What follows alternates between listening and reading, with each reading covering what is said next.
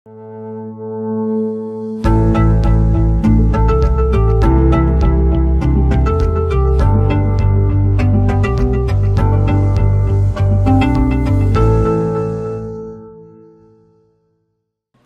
वालेकुम students, welcome to Zahid academy.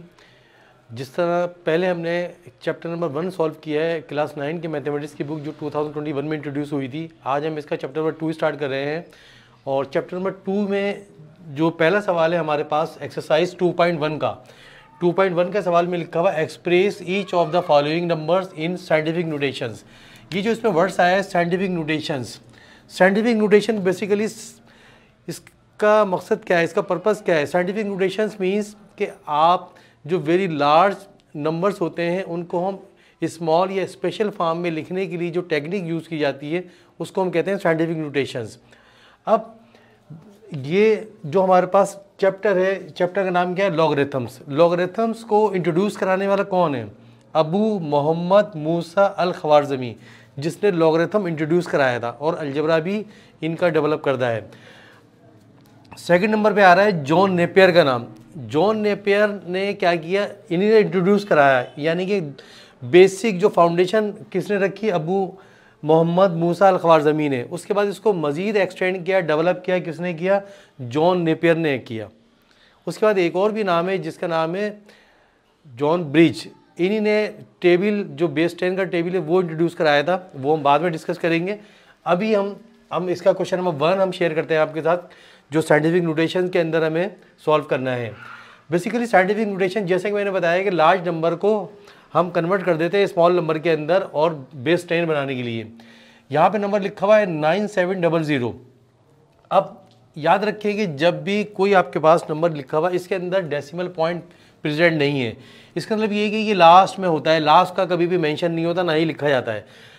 यहाँ पर हम इसकी टेक्निक जो है, इसको सॉल्व करने की टेक्निक ये है कि बेस 10 बनाएंगे। बेस 10 बनाने के लिए हमें करना है क्या है, हमें बेसिकली मूव करना है। इसके अंदर क्या करना है, हमें मूव करना है। मूव किस तरह से करेंगे, 1 2 3। अब यहाँ पे हमने चेक किया कि कितने डिजिट हमने मूव किया है, ज़रा गौर से देखें। मूव कर रहे हैं राइट टू लेफ्ट की तरफ, कितने डिजिट मूव किया हमने, 3। तो जब इसको हम सॉल्व करेंगे, अब जो हमारे पास आंसर आएगा साइंटिफिक नोटेशन की फॉर्म में 9 7 0 0 10 की पावर 3, क्योंकि इतने डिजिट मूव किया 3, ये आ गई 10 की पावर 3। अब नेक्स्ट स्टेप में मेरे पास ये पॉइंट के बाद डेसिमल के बाद 0 की मेंशन नहीं किया है, तो लिहाजा इसका आंसर आएगा 9.7 10 की पावर 3। तो ये हमारी इसकी बन गई साइंटिफिक नोटेशंस। ठीक है, 9.7 10 की पावर 3, दोनों जीरो हमने रिमूव कर दिए। ठीक है, सेकंड हमारे पास जो क्वेश्चन है 49840। अब इसमें भी वही टेक्निक हमें यूज़ करनी है। हम चेक करेंगे, हमारे पास यहाँ से हमें मूव करना है लास्ट से, तो 1 2 3 4 5 6। अच्छा, जो टेक्निक है किसकी, साइंटिफिक नोटेशन की, याद रखिए कि डेसिमल से पहले ओनली 1 डिजिट होना चाहिए आपके पास। यूनिट डिजिट आपका डेसिमल से पहले 1 यूनिट डिजिट हो। अब यहाँ पे हमारे पास जिस तरह से हमने इसको मूव किया, तो 1 2 3 4 5 6, तो 6 डिजिट मूव किया। तो 6 डिजिट मूव किया तो इसका मतलब ये है कि अब मैं जब यहाँ पे मेंशन करूँगा तो क्या आएगा, 4.98। ठीक है, अब पॉइंट इसके बाद 0 कितने में, बस 40 10 की पावर, जैसे कि मैंने आपको पहले बताया था क्या, 7। कैसे 7, 4 डिजिट 2, ये नहीं 6 आएगा, 6 10 की पावर 6। अब नेक्स्ट स्टेप में हमारे पास 4.9 10 की पावर 6। 10 की पावर 6 आने का रीज़न मैं ऑलरेडी बता चुका हूँ, 1 2 3 4 5 6, क्योंकि 6 डिजिट हमने राइट टू लेफ्ट मूव किया, तो जिसकी वजह से 10 की बेस 10 हमारे पास पावर 6 बन गई। तो ये इसका आंसर आया। अब थर्ड पर आते हैं। थर्ड क्वेश्चन में देखें, इसमें भी यही चीज़ है।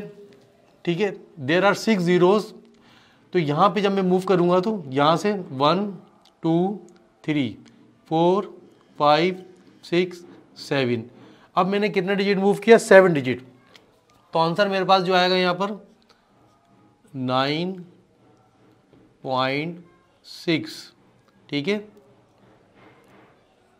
3 अगेन 3 0 मल्टीप्लाई 10 की पावर 7, ये आ गई 10 की पावर 7। अब नेक्स्ट स्टेप में 9.6 10 की पावर 7। क्यों? हमने डिजिट कितने मूव किए? 7 डिजिट मूव किया, तो बेस 10 क्या बनेगी? 7।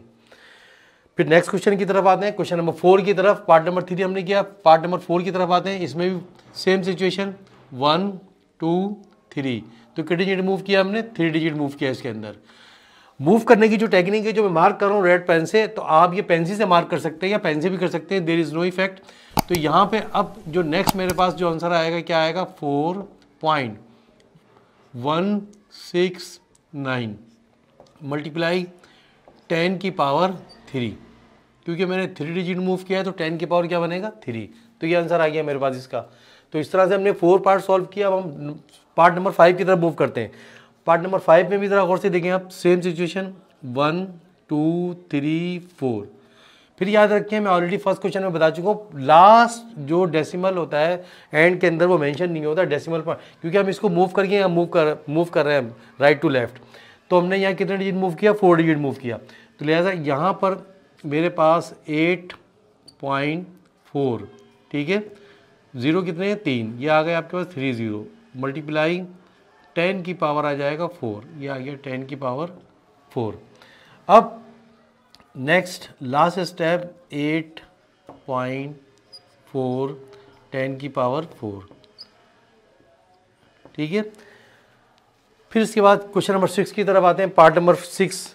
पार्ट नंबर 6 के अंदर ज़रा गौर से देखें, पार्ट नंबर 6 में भी, अच्छा पार्ट नंबर 6 के अंदर मूविंग की जो डेसिमल पॉइंट हमारे पास पहले आ रहा है, ठीक है, डेसिमल पॉइंट हमारे पास आ रहा है, तो इसको हमें लेफ्ट टू राइट मूव करना पड़ेगा यहाँ पर हमें, क्योंकि डेसिमल आ रहा है इस पर। अभी तक हमने देयर आर 5 पार्ट, 5 पार्ट्स हमने सॉल्व किए, इस पर डेसिमल नहीं था। इसका मतलब ये कि एंड में होता है, जो कि मैंने आपको बताया, लास्ट का डेसिमल मेंशन नहीं होता। यहाँ पर ऑलरेडी डेसिमल मेंशन हुआ है, तो लिहाजा इसको जब हम मूव करेंगे लेफ्ट टू राइट 1 2 3 4, तो कितने डिजिट मूव किया हमने? 4 डिजिट मूव किया। तो लिहाजा इसका आंसर जब हम मूव करेंगे तो सॉरी डेसिमल के बाद 1 डिजिट होना चाहिए ना, तो अगेन सुन लीजिए 1 2 3 3 डिजिट मूव होगा उसके अंदर, क्योंकि 3 डिजिट मूव करेंगे तो आंसर हमारे पास आ जाएगा इसका 6.43 मल्टीप्लाई 10 की पावर -3। अब ये जहन में रखें आप, 10 की पावर क्या आ रही है? -3। अभी तक हमने 5 पार्ट सॉल्व किए, इस पर माइनस की पावर नहीं आई थी। याद रखें कि जब डेसिमल पहले आ रहा है, जब डेसिमल पॉइंट पहले आएगा, जब हम मूव कर रहे हैं लेफ्ट टू राइट, ठीक है ना, तो यहाँ पर जब लेफ्ट राइट की तरफ मूव करेंगे तो याद रखेंगे पावर आपकी बेस 10 जो बनेगी माइनस की बनेगी वो। अच्छा नेक्स्ट 7 में देखें, अब 7 में भी सेम सिचुएशन आपके पास आ रही है, ठीक है, क्या 1 2 3, ठीक है। अच्छा क्वेश्चन ये रिपीट हो गया है आपकी बुक में भी गलती से, 7 पार्ट आपका रिपीट हो रहा है, तो अगेन वही आंसर ही आ जाएगा आपका 6.43 मल्टीप्लाई 10 की पावर -3।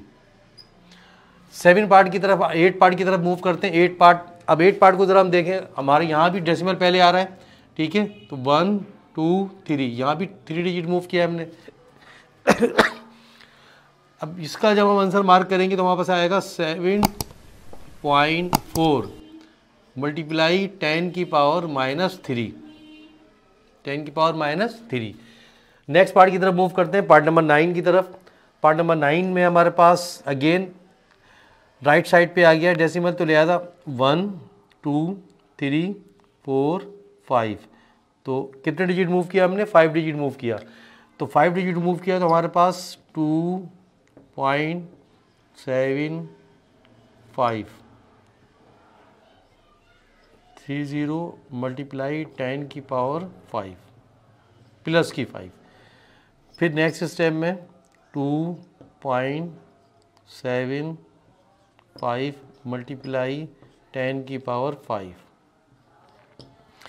अच्छा, अब स्टूडेंट देखा कि हमने पूरे 9 क्वेश्चन इसके सॉल्व किए, लेकिन एक चीज़ और गौर कीजिए आप, जैसे कि क्वेश्चन नंबर 1 में, क्वेश्चन नंबर 2 में, 3 में, और उसके बाद कौन सा पार्ट है हमारा, ये कौन सा 9 पार्ट।